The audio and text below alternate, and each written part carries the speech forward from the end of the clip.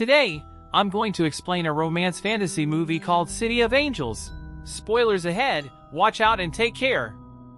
The movie opens with a sick child lying in a room while her desperate mother attempts to treat her. We then notice a man named Seth watching the girl intently, and while she can see him, her mother cannot. The girl is eventually rushed to the hospital, where her condition doesn't appear to be improving. The doctors do everything they can to save her, but she ultimately passes away. Her soul then joins with Seth, and we discover that the man is actually an angel who watches over humans and protects them in unseen ways. His primary responsibility is to appear to those nearing death and guide them into the next life. Seth asks the girl what she likes most in the world, to which she answers, pajamas. Later, we see numerous angels who are scattered all over the city. It is revealed that while the angels don't feel touch or other basic human senses, they can read humans' minds. That sounds like hell. Seth then arrives at a beach to watch the sunset with one of his fellow angels, Cassiel. He begins discussing the dead girl and how she asked him if she could be an angel with wings, but Cassiel says it's not possible and that Seth should explain to her that angels are not human and never have been. At this moment, a heavenly sound fills the air as the sun finally goes down. Next, we meet a heart surgeon named Dr. Maggie, who arrives at the hospital on her bicycle. She then performs surgery on a man, but Seth is also present in the room, which means the patient is destined to die. When the patient's vitals begin to deteriorate, Maggie desperately tries to revive him. Seth informs her that the man will undoubtedly die, but Maggie stares at him and says he won't. This shocks the angel, because humans are not supposed to see him. However, in the end, the man passes away, leaving Maggie devastated. She sits alone on the stairs and begins to cry in frustration. Seth also sits next to her and offers her comfort, but she doesn't seem to notice his presence. Later, Seth meets with Cassiel and asks if he has ever been seen by humans. The latter responds with a no, claiming only those he allows can see them. Seth insists that the doctor he met earlier saw him, but Cassiel says it is impossible and maybe he misunderstood. Seth then states he wants Maggie to see him, and when Cassiel asks why, he answers that he thinks she's hot, and he simply wants to help her. The scene then cuts to Maggie, who is still devastated and unable to forgive herself for what happened. Jordan, her fellow doctor and boyfriend, reassures her that it is not her fault and comforts her. He also suggests that she go home and take a rest for the time being, instead of stressing herself out. The two hug each other, and we notice that Seth is also in the room, and he feels sympathy for the poor woman. Later, as Maggie walks down the hospital corridor, Seth makes himself appear in front of her. He strikes up a conversation and reveals that he has come to see her, which surprises the doctor. He asks if she's okay, and Maggie reveals that she recently lost a patient. The angel then addresses her by her name and explains that people die when their bodies fail, and it's not her fault. He also informs her that the man is still alive, but not in the way she thinks. Confused, the doctor asks how he knows her name. So, the angel points to her badge and leaves. Maggie then notices her badge and is shocked to discover that it only reveals her last name. Over the next few days, Seth continues to watch over Maggie while remaining invisible, and it seems like he is falling in love with her. He begins reading her mind and realizes that she is also constantly thinking about him. One night, Maggie wakes up to find a book on her nightstand and gets confused. She assumes it was a gift from her boyfriend to help calm her down. Maggie then begins reading the book with great interest and soon comes to enjoy it. However, the next day, when she mentions it to Jordan, he admits that he did not give it to her, leaving her puzzled. She should be terrified. Later, Maggie visits the library to find out who gave her the book, but the clerk is unable to tell her. Soon after, she comes across Seth again, and they begin happily chatting about the book she's reading. Maggie asks what he does for a living, and the angel reveals that he is God's messenger. Amused, she inquires as to what message he has for her, to which he responds that he has already given her. At this point, several angels appear in the library and stare at them, making Seth very uncomfortable. "Let me stalk this woman in peace." He therefore suggests they go somewhere else, and Maggie readily agrees. The two then spend the day grocery shopping and having deep conversations about the meaning of death and their beliefs in heaven. In the evening, Maggie is called to the emergency room, where a patient named Messinger is choking on a tube. She works quickly to help him and eventually calms him down. Meanwhile, Seth is also present in the room, paying close attention. After everyone leaves, Messinger speaks aloud to Seth, revealing that he can feel his presence even though he cannot see him. This leaves the angel shocked. I only want the women to see me. And he decides to quietly leave the room. Soon after, Seth appears at Maggie's house, becoming invisible, and listens in on a conversation between her and her boyfriend. Maggie tells Jordan how she met someone named Seth and spent the day discussing the meaning of death in the afterlife. However, the guy just makes fun of her, asking if she's the kind of doctor who prays in the operating room. His words hurt Maggie a bit, so she quickly changes the subject. She then gets in the mood and engages in coitus with Jordan, making the angel feel extremely jealous.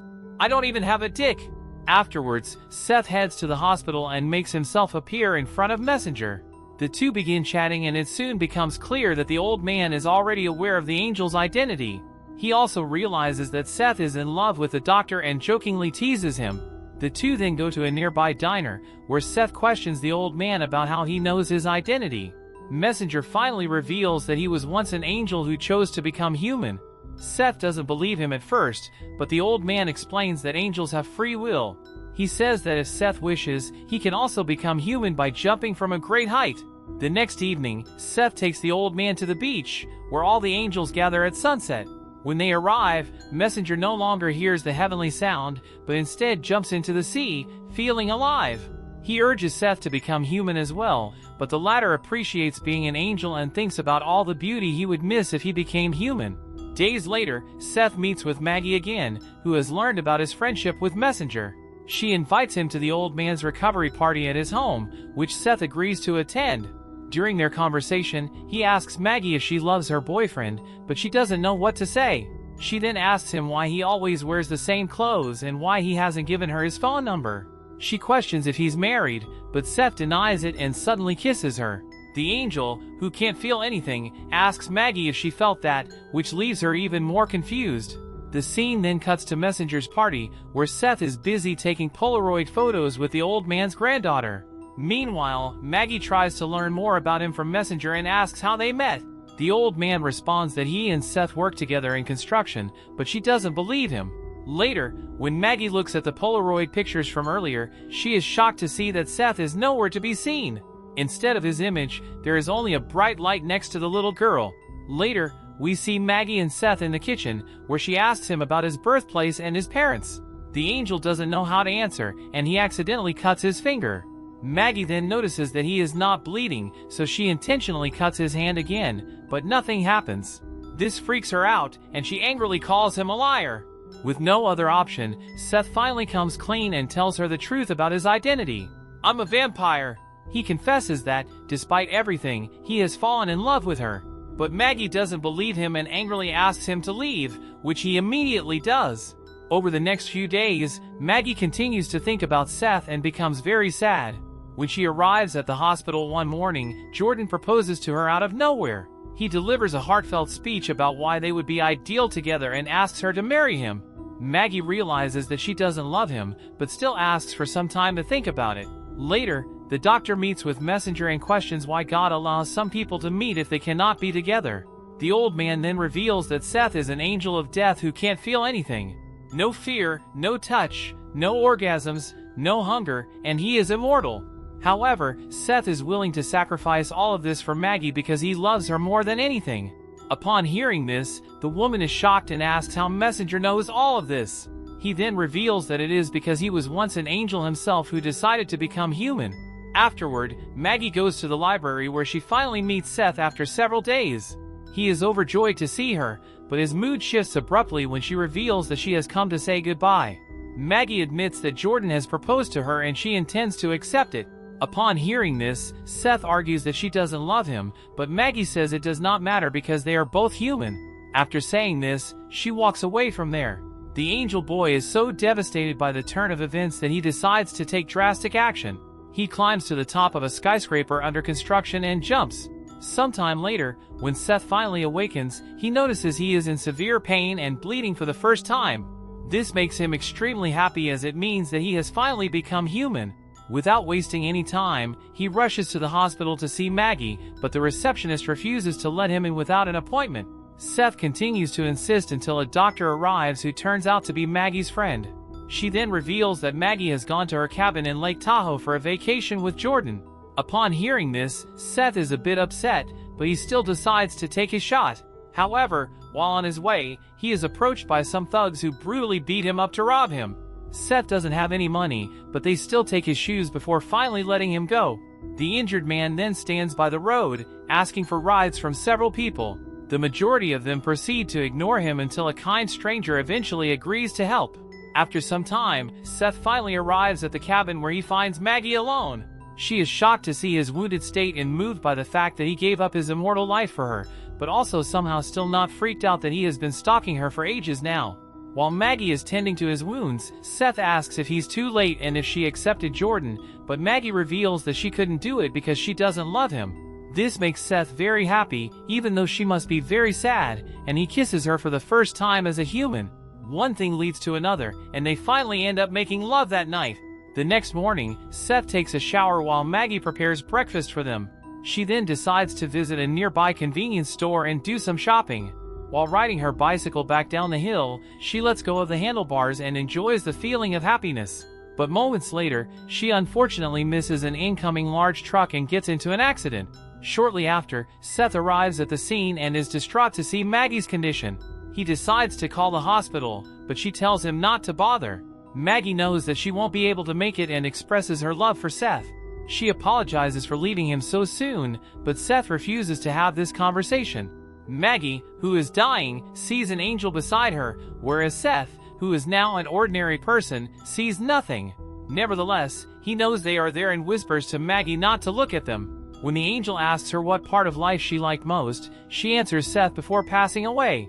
Following Maggie's funeral, Seth falls into a deep depression and spends his days mourning his lost love.